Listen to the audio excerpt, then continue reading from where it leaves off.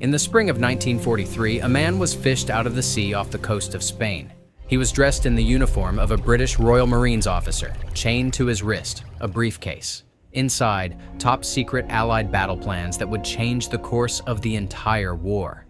There was only one problem. The man had never been alive at all. This is the story of Operation Mincemeat, the cruelest Allied trick ever conceived.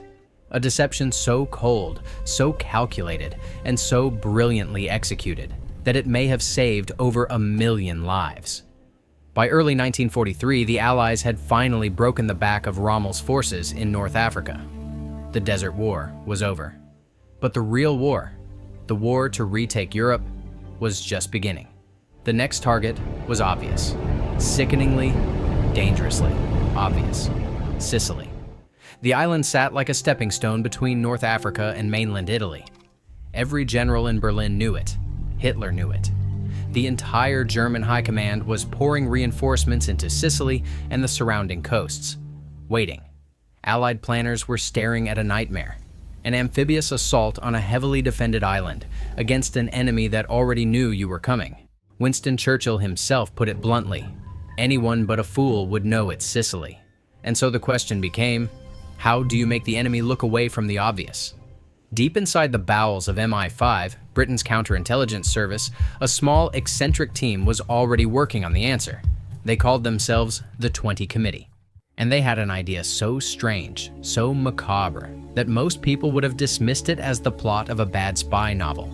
In fact, it had started as exactly that.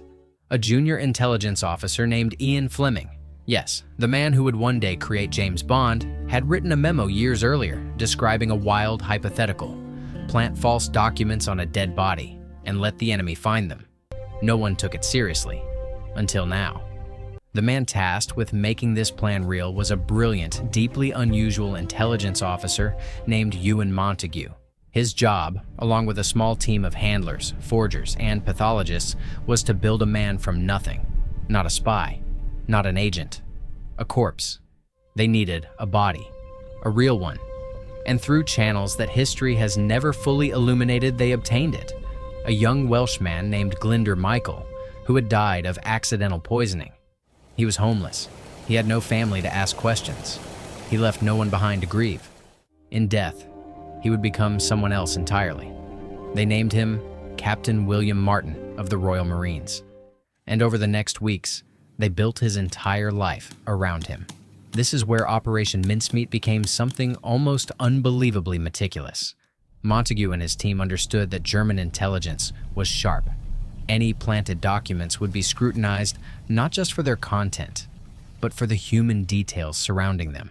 A real soldier doesn't just carry secret papers. He carries a life.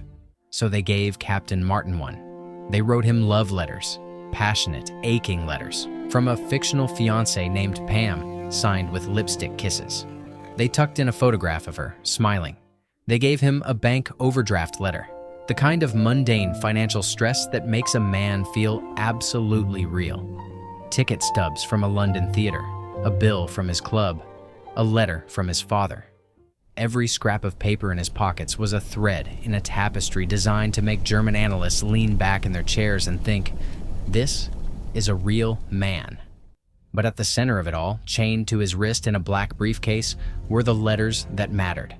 Personal correspondence between two senior British generals, written in the casual, slightly indiscreet tone of men who knew each other well.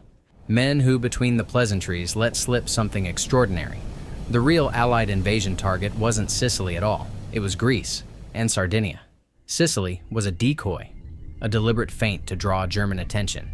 The true strike would come from two directions simultaneously, hitting the soft underbelly of occupied Europe where the Nazis least expected it. It was a masterpiece of false intelligence, and it was about to be dropped into the hands of the enemy. On the 30th of April, 1943, a British submarine called HMS Sarah surfaced quietly off the coast of Huelva, Spain, neutral territory, but crawling with Nazi spies. In the darkness, officers carefully removed a sealed metal canister from below decks. Inside was the body of Captain William Martin, preserved and dressed, briefcase chained to his wrist. They slid him into the cold Atlantic water, and then they waited. Spain under Franco was officially neutral, but its sympathies leaned toward the Axis. Huelva, in particular, was the territory of a notoriously pro-German Spanish intelligence officer named Adolf Claros. When local fishermen found the body and turned it over to Spanish authorities, Claros immediately notified his Nazi contacts. German intelligence officers were given access to the documents, supposedly returned to the British sealed and untouched per diplomatic protocol. In reality, they had been carefully steamed open, photographed, and resealed with precision. The message was immediately transmitted up the chain to Berlin, to Hitler himself. The Führer was convinced, completely, catastrophically convinced. On May 12, 1943, Hitler personally ordered the reinforcement of Greece and Sardinia. He dispatched one of his most gifted commanders, Erwin Rommel, to assess the Greek defensive situation. Entire panzer divisions were redirected. Torpedo boats were redeployed to Greek waters. Minefields were laid on the wrong beaches. Even when the Allied invasion of Sicily actually began on July 10th, even as Allied troops poured ashore in their thousands, German high command refused to believe it was the real thing. It must be the feint. The real blow was still coming in Greece. Reinforcements were not sent to Sicily for days. Days that cost Germany everything. The Allied assault on Sicily, codenamed Operation Husky, succeeded beyond almost anyone's projections. The island fell in 38 days. The Germans and Italians, outnumbered and outpositioned, could not hold, and the consequences cascaded like dominoes. Mussolini was overthrown within weeks. Italy, Hitler's closest ally, began secret surrender negotiations with the Allies. By September 1943, Italy had switched sides entirely, opening the entire southern flank of Europe to Allied advance.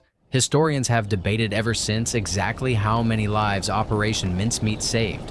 Some estimates run into the hundreds of thousands, soldiers who would have died on heavily defended beaches if the Germans had been waiting in force.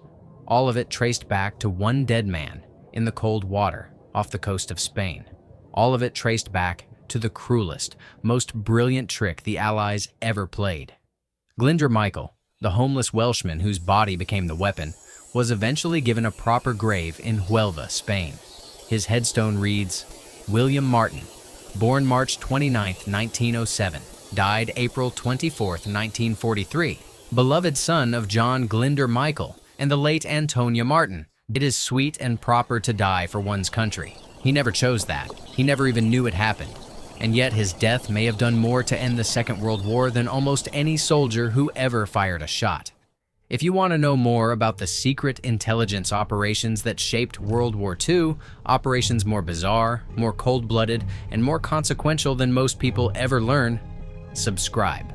Because this is just one story of many, and the next one is even stranger.